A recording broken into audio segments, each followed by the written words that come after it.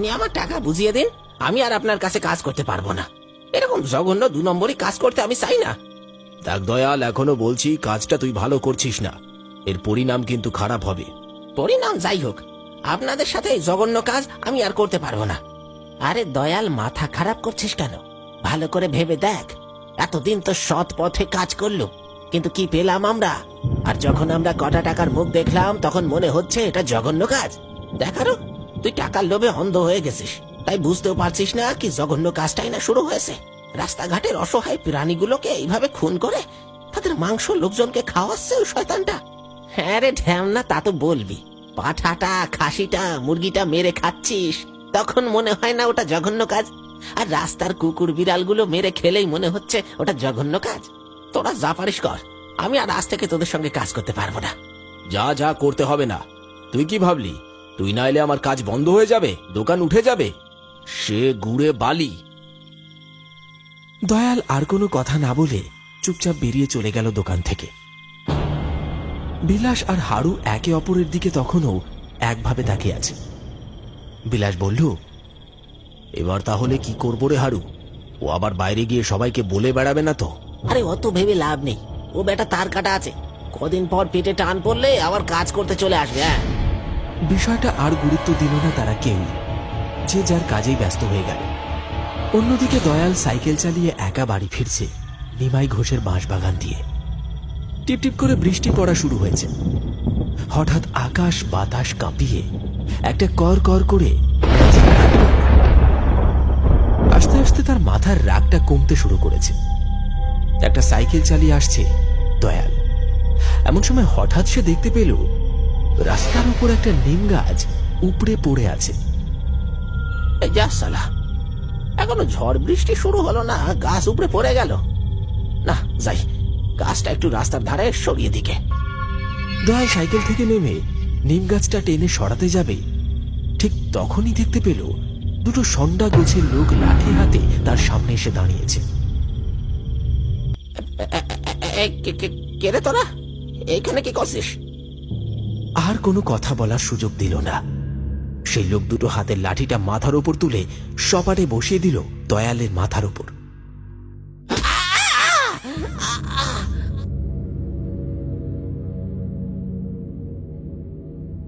মাথা ফেটে ছিটকে পড়ল এক তাল রক্ত। তারপর সব চুপ। ঝড় বৃষ্টির রাতে এই নির্জন বাঁশবাগানে দয়াল খুন হল। তারপর সেই দুইজন আগন্তুক দয়ালের লাশটা টেনে নিয়ে চলে গেল বাঁশবাগানের দিকে। এইভাবেই কেটে গেল কয়েক মাস। ঠিক এমনই একদিন সবাই এক জায়গায় বসে আড্ডা দিচ্ছে। যাই বলো খুড়ো, আগের থেকে কিন্তু চপ আর পকোড়ার স্বাদ অনেক উন্নত হয়েছে। আহা, চপ খেলে মনে হয় পকোড়া খাচ্ছি, আর পকোড়া খেলে মনে হয় বিরিয়ানি খাচ্ছি। একদম ঠিক কথা বলেছিস পটল। তা না হলে এই বুড়ো বয়সে 2-3টে করে চপ খেতে পারি বল? সত্যি বিলাস, তোর কাজের নাম করতেই হয়। কি যে বলো না খুড়ো, এসব কিছু সম্ভব হয়েছে তোমাদের ভালোবাসার জন্য। আমি চেষ্টা করব যাতে আরো ভালো চপ পকোড়া বানাতে পারি। দাউ দাউ করে জ্বলছে আগুন। আগুনের উপর বসানো আছে সেকেলের একটা লোহার জব্বর কড়াই। এক কড়াই তেল এক নাগাড়ে চপ ভেজে চলেছে রোগা পাতলা গোছের একটা ছেলে। আগুনের তাপে মুখ ভেঙছে, হাঁপিয়ে উঠছে থেকে থেকে। চপের গন্ধে ম ম করছে চারিদিক। ফটিকগঞ্জে সন্ধ্যের পর ছেলে ছোকরা সহ বুড়োরাও এসে ভিড় জমাচ্ছে চপমহলে। বিখ্যাত এই চপের দোকানের নাম অনেক দূর দূরান্ত পর্যন্ত ছড়িয়ে পড়ায় বিলাসবাবুর ব্যবসা ফুলে ফেপে উঠেছে।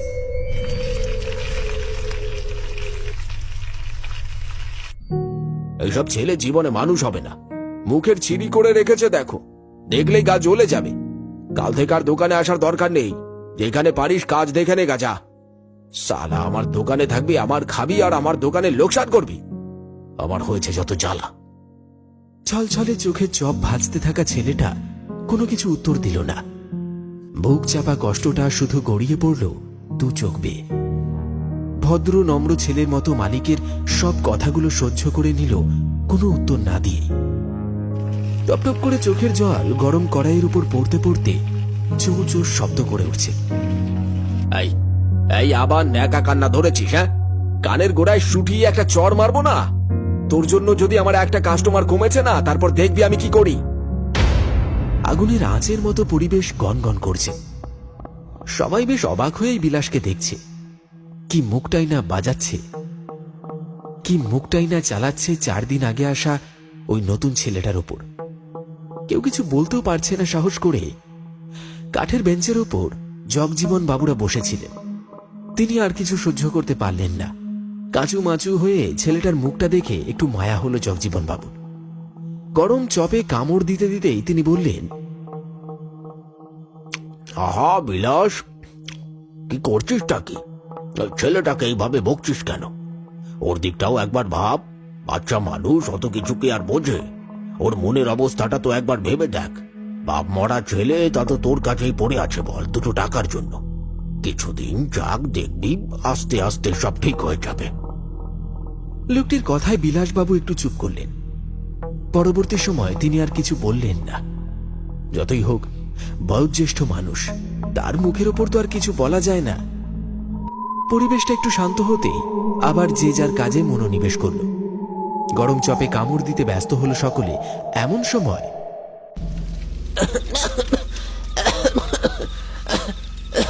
ওরে বাপরে, থু থু থু, বাপরে কি এটা? ওরে বাপরে, এত পচা গন্ধ কিসের? এ কি গো কাকা, এত গন্ধ কিসের? পচা মাংস নাকি গো? দোকানদার থেকে শুরু করে বসে থাকা সবাই পটলের ওপর যেন হুমড়ি খেয়ে পড়ল। সবাই একসাথে বলে উঠল, কি বলছে এসব? বিলাসবাবুর মুখ আর বুক দুটোই ফ্যাকাশে হয়ে গেছে। বিলাস বলল, কি রে, কি বলছিস? পচা মাংস হতে যাবে কেন? না না, তোর কোথাও ভুল হচ্ছে। ভুল? ভুল কেন হবে? আমি কি মিথ্যে বলছি? তোমরা কেউ পাচ্ছ না একটা পচা গন্ধ? ওরে বাপরে, তাই তো, গা গুলিয়ে উঠছে পুরো। ভেতরে মাংসটা পুরো পচে গেছে। কি গো কাকা, দোকানের নাম হয়েছে বলে সবাইকে পচা মাংস খাইয়ে মারবে নাকি? দোকান শুদ্ধ সবাই হই হই করে উঠল।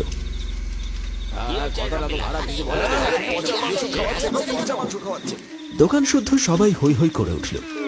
বিলাসবাবুর মুখটা কেমন যেন কাচুমাচু হয়ে গেছে। এবার তার ব্যবসা লাটে উঠবে, এই কথা ভেবে তিনি ভেঙে পড়েছেন। কি উত্তর দেবেন কিছু ভেবে উঠতে পারছেন না। আস্তে আস্তে মাংস পচা গন্ধটা যেন ছড়িয়ে পড়ছে চারিদিকে। এ বাবা, এটা মাংস পচা না, মরা পচা গন্ধ। দোকানের আশপাশে কোনো বিড়াল কুকুর মরে পড়ে আছে নাকি? একটা মরা পচা গন্ধ ছড়িয়ে পড়েছে চারিদিকে। বিলাসবাবু ভাবলেন, এই সুযোগ, কিছু একটা বলে নিজের সম্মানটা বাঁচাতে হবে। হ্যাঁ খুড়ো, আগের দিন একটা কুকুরের বাচ্চা মরে পড়েছিল। আমি টেনে ওটাকে ঝোপের মধ্যে ফেলে দিয়েছিল। হয়তো ওটা পচে গন্ধ ছড়াচ্ছে। সবাই সেই ঝোপের দিকে তাকালো। দোকানের ঠিক উল্টো দিকে ওই ঝোপটার কাছে একটা নিম গাছ গজিয়ে উঠেছে।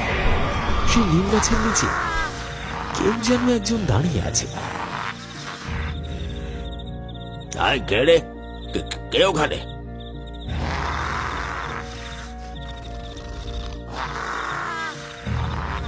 কে কে তুই? কে রে বেটা? কে দাঁড়িয়ে ওখানে? কোনো উত্তর এলো না সেই দিক থেকে। সবাই একে অপরের মুখ চাওয়াচাওয়ি করছে। এই রাতের বেলা ওই ঝোপের ধারে কে হতে পারে কেউ বুঝতে পারছে না। খুড়ো উঠে দাঁড়ালেন।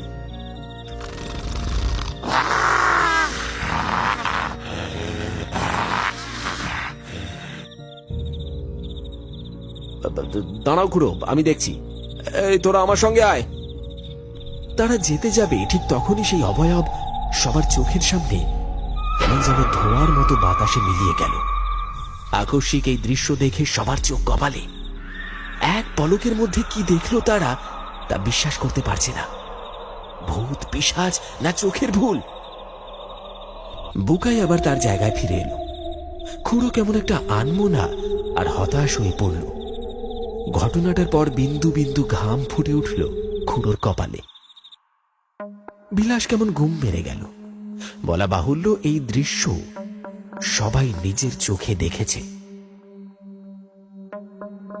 আমি স্পষ্ট দেখেছি ওই নিম গাছের গোড়ায় যে লোকটা দাঁড়িয়ে ছিল ওর গা থেকে যত পচা গন্ধ আসছিল। দোকানের সামনে কথাবার্তা চলছিল। হঠাৎ করেই একটা প্রবল চিৎকার ভেসে এলো দোকানের ভিতর থেকে।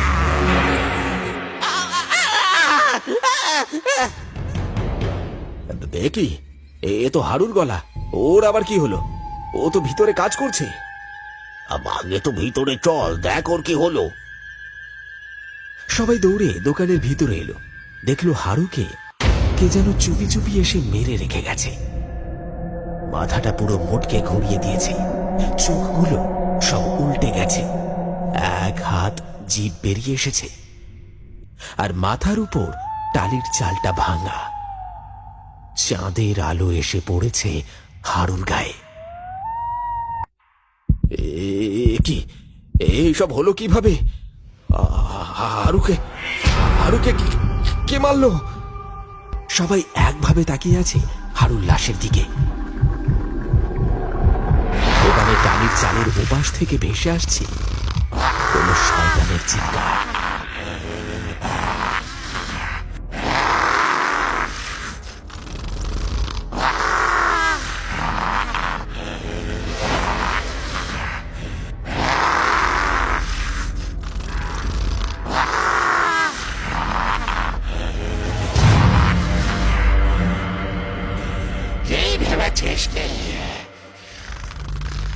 তোরা কি গ্রামের মানুষকে বাঁচতে দিবি না?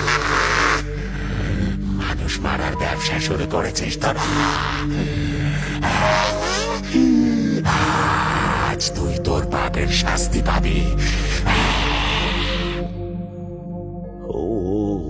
ও খুড়ো, এ তো দয়াল গো, আমাকে বাঁচাও। দয়াল? দয়াল তুই একটু শান্ত হ। তুই বিলাসকে কেন মারতে চাস? আর আর হারুকে এইভাবে মারলি কেন? তুমি কিছু জানো না, তাই এই কথা বলছো। সব সত্যি জানলে এই কথা বলতে না। কেন? ওরা কি ক্ষতি করেছে তোর? তুইও তো একদিন এই দোকানে কাজ করতিস, কিন্তু তুই মরলি কিভাবে? আমারে খুন করা হয়েছে, আর খুন করেছে ওই শয়তান দুটো।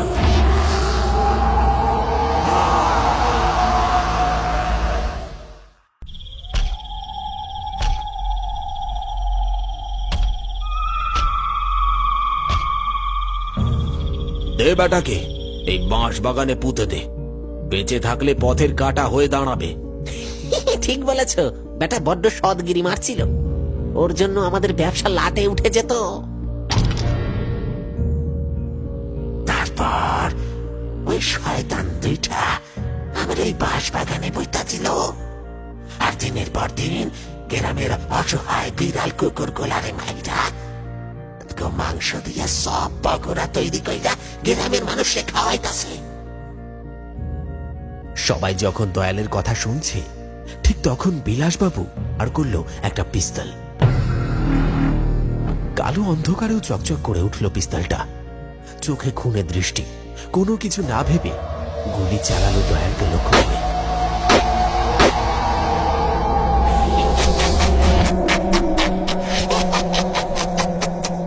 আর কতবার মারবি একটা লোকরে? আমি তো অনেক আগেই মরে গেছি, এবার তোরে মারু। ছেড়ে দে দয়াল। মানছি আমরা দুজনে খুব ভুল করেছি। দয়া করে ছেড়ে দে, ছেড়ে দে, ছেড়ে দে আমাদের, ছেড়ে দে। ক্ষমা করুন তখন কি কইরা কইতাছিস তোরা? বিলাস পালানোর জন্য এদিক ওদিক তাকাচ্ছে।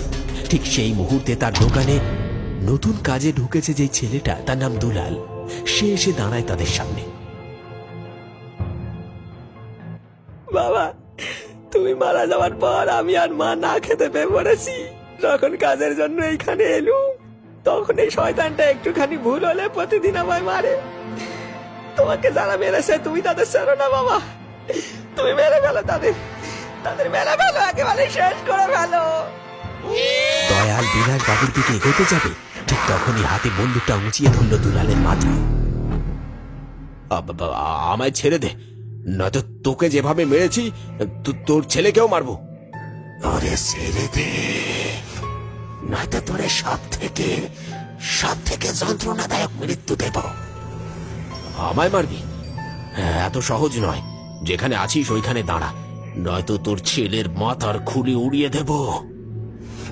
যথারীতি বিলাসবাবু দুলালকে চেপে ধরে ঘর থেকে বাইরে বেরিয়ে আসে। টিভিতে হিন্দি ছবির মতো এই দৃশ্য দেখে সবাই অবাক।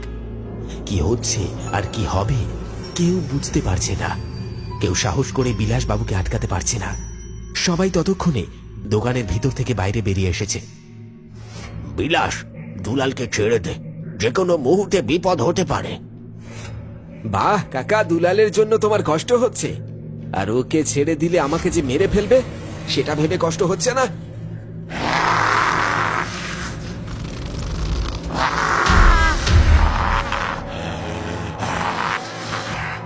ওরে ছেড়ে দে, নয়তো তোরে সব থেকে যন্ত্রণাদায়ক মৃত্যু দেব। আচমকা দুলাল বিলাসবাবুর হাতে কামড় বসালো। প্রবল যন্ত্রণায় ছেড়ে দিল হাতটা।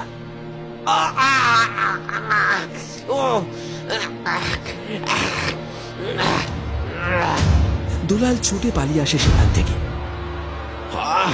আমার হাতে কামড়ালি, আজ আমি একা নয়, তোর ছেলেকে নিয়ে মরবো।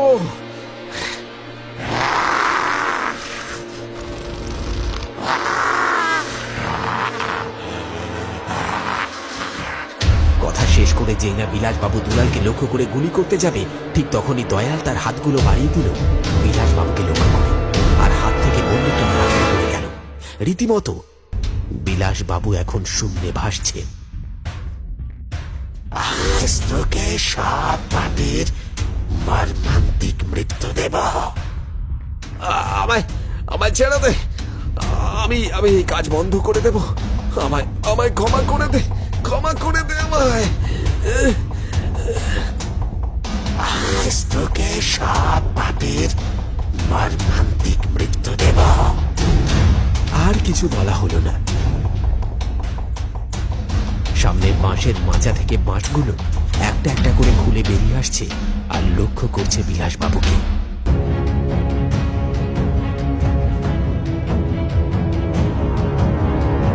নিমেষের মধ্যে ছুটে গেল বিলাসবাবুকে লক্ষ্য করে, আর এফোর ওফোর করেছিল বিলাসবাবুর শরীরটা। চারিদিক ছিটকে পড়ল টাটকা তাজা রক্ত। এইভাবে মৃত্যু হলো বিলাসবাবুর, আর দয়ালের আত্মা মুক্তি লাভ করল। মানুষ অসৎকর্ম মানুষের পাপের ঘড়া পূর্ণ করে, আর তাকেই সেই পাপের ফল ভোগ করতে হয়।